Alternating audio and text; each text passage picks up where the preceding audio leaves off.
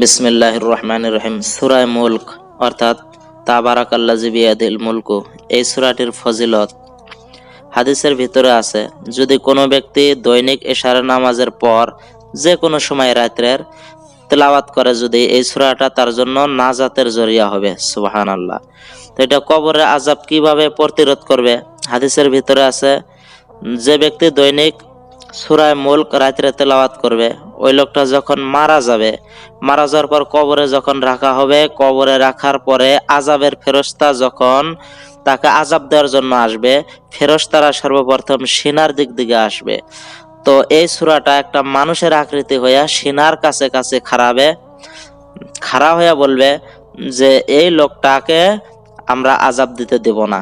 যদি একে আযাব যদি দিতেই চাও, সর্বপ্রথম আমাকে ধ্বংস করো, আমাকে পোড়াও, তারপর তুমি এই ব্যক্তিকে পোড়াও বা আযাব দাও।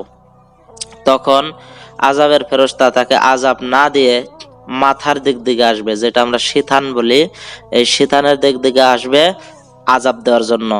তখন এই আমলটা মানুষের আকৃতি হইয়া এই শীতানি দাঁড়াবে, মাথার কাছে দাঁড়িয়ে বলবে যে না, আমি একে শাস্তি দিতে দেব না, একে আমি পোড়াইতে দেব না। যদি এই লোকটাকে পোড়াইতে চাও, তো সর্বপ্রথম আমাকে পোড়াও, আমাকে পোড়ানোর পর তারপরে এই লোকটাকে তুমি পোড়াও বা শাস্তি দাও। তো আযাবের ফেরেশতারা এবার মাথার কাছ থেকে সরে পায়ের কাছে আসবে আযাব দেওয়ার জন্য। তো এই আমলটা আবার একটা মানুষের আকৃতি হইয়া তার পায়ের কাছে দাঁড়াবে, মুর্দা ব্যক্তির পায়ের কাছে দাঁড়িয়ে বলবে যে এই ব্যক্তিকে আমি শাস্তি দিতে দেব না, আযাব দিতে দেব না।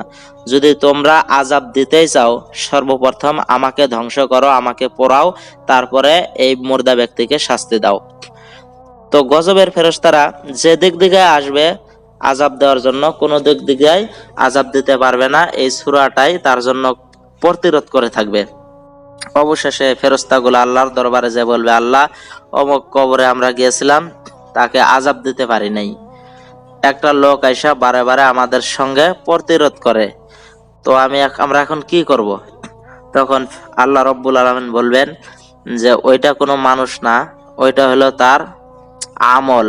দৈনিক এশারের নামাজের পর সূরা মুলক পাঠ করেছিল, এই আমলটাই তার জন্য নাজাতের জন্য, সুপারিশ করার জন্য এই আমলটা তার সম্মুখে এইভাবে বাড়াবাড়ি বেড়া করতেছে। তো যাও, ওই লোকটাকে আযাব দেওয়া লাগবে না, আমি আল্লাহ কবরে আযাব তার মাফ করে দিছি। সুবহানাল্লাহ। তো এই সূরাটা আপনারা সকলেই এশারের নামাজের পর নিজে তেলাওয়াত করবেন। নিজে যদি তেলাওয়াত করতে না পারেন, অন্য যে কোনো কাউকে দিয়ে তেলাওয়াত করাবেন, কারণ কোরআন তেলাওয়াতের ক্ষেত্রে নিজে তেলাওয়াত করা এবং অপরকে দিয়ে তেলাওয়াত করিয়া শোনাটা সমানই সওয়াব। যদি অপরকে দিয়ে আপনি তেলাওয়াত না করাইতে পারেন, কমসে কম মোবাইলের ভিতরে গনে আপনারা সূরাটা বাহির করবেন। আউযু বিল্লাহি মিনাশ শাইতানির রাজীম। বিসমিল্লাহির রহমানির রহিম। তাবারাকাল্লাযী বিয়াদিহিল মুলকু ওয়া হুয়া আলা কুল্লি শাইইন কাদির। الذي خلق الموت والحياة ليبلوكم أيكم أحسن عملا وهو العزيز الغفور. الذي خلق 7 سماوات طباقا ما ترى في خلق الرحمن من تفاوت فارجع البصر هل ترى من فطور ثم ارجع البصر كرتين ينقلب إليك البصر خاسئا وهو حسير. ولقد زينا السماء الدنيا بمصابيح وجعلناها رجوما للشياطين وأعتدنا لهم عذاب السعير. وللذين كفروا بربهم عذاب جهنم وبئس المصير. إذا ألقوا فيها سمعوا لها شهيقا وهي تفور تكاد تميز من الغيظ كلما ألقي فيها فوج سألهم خزنتها ألم يأتكم نذير قالوا بلى قد جاءنا نذير فكذبنا وقلنا ما نزل الله من شيء إن أنتم إلا في ضلال كبير. وقالوا لو كنا نسمع أو نعقل ما كنا في أصحاب السعير فاعترفوا بذنبهم فسحقا لأصحاب السعير. إن الذين يخشون ربهم بالغيب لهم مغفرة وأجر كبير.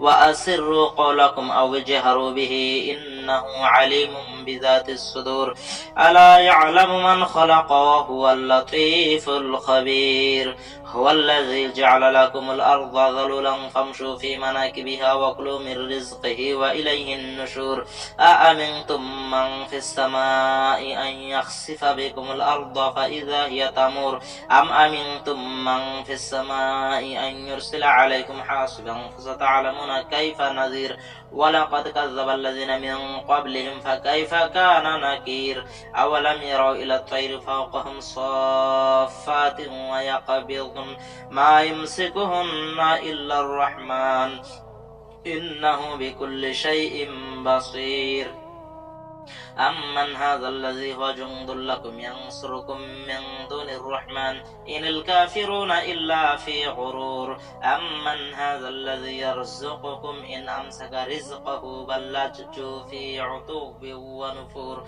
أفمن يمشي مكبا على وجهه أهدى أمن يمشي سويا على صراط مستقيم قل هو الذي أنشأكم وجعل لكم السمع والأبصار والأفئدة قليلا ما تشكرون قل هو الذي ذرأكم في الأرض وإليه تحشرون ويقولون متى هذا الوعد إن كنتم صادقين قل إنما العلم عند الله وإنما أنا نذير مبين فلما رأوه زلفة سيئت وجوه الذين كفروا وقيل هذا الذي كنتم به تدعون قل أرأيتم إن أهلكني الله ومن معي أو رحمنا فمن يجير الكافرين من عذاب أليم قل هو الرحمن آمنا به وعليه توكلنا فستعلمون من هو في ضلال مبين قل أرأيتم إن أصبح ماؤكم غورا فمن يأتيكم بماء معين صدق الله العظيم